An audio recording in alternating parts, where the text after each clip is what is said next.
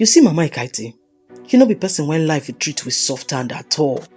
From the time when she marry finish, wahala no gree and chance rest. Her husband waka leave her and her 3 children when the life hard well for them for village.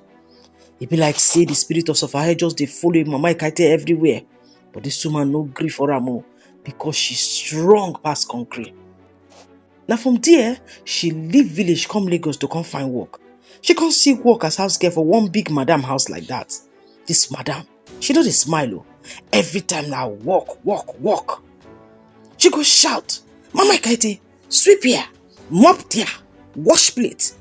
If person dey look Mama Ekaete, they no go know say she still get 3 children when she dey struggle to put for school. Plus her own mama wey dey for village, dey wait for her to send small change. Every morning, she go dey think, how I go take pay my children school fees? Eka, Arad and Etam.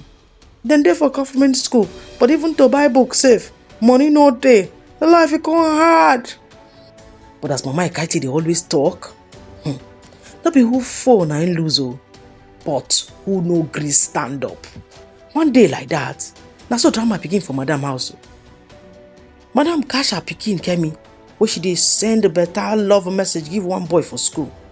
As Kemi dey beg her mama say mommy no vex, Mama Ekaete just dey one corner dey look them. This girl no understand wetin she get. Better school, better house. If na my pikin dem get this opportunity, dem for use am well. Mama Ekaete come dey think am for her mind. But shao, no be that matter change Mama Ekaete life. E come be say one day like that, as she dey clean madam house, she come hear madam dey shout for phone. The cleaner wey dey clean madam office don travel go village for burial, and madam no know where she go take see person wey go clean her office. And so she come shout, Mama Ekaete, you sabi clean office? Yes, madam. Mama Ekaete answer sharp. And so she carry broom mop go madam office begin clean am. As she dey clean am, she don't know say one man stand for corner like that dey look am. After, na the man come say, this woman you sabi work o. You don't ever work for cleaning company before? No, sir. Na just a house girl abi. Mama Ekaete answer. The man come shake his head say you sabi clean well. Why you not try start your own cleaning business? Mama Ekaete come laugh. Business? I want to start business where I no even fit to pay my pikin their school fees. The man look at me again. Madam, everybody dey start from somewhere.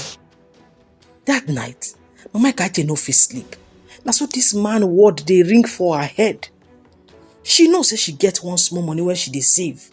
But this money na for her children school fees and she plan to use am to pay am. But this man word no gree her rest. Everybody dey start from somewhere. The next week, she take small risk. She use the money, buy broom, mop and soap, and tell her neighbor wey dey work for estate say, neighbor, abeg I dey clean house and office. If anybody dey find person, make e call me o. Omo, that's a business start o, small. One house call Ekaete today, another one call am tomorrow. Before you know wetin dey happen, she don dey make a small business. She still dey work for madam house o, but now she don dey make small money. Mama Ekaete no waste time.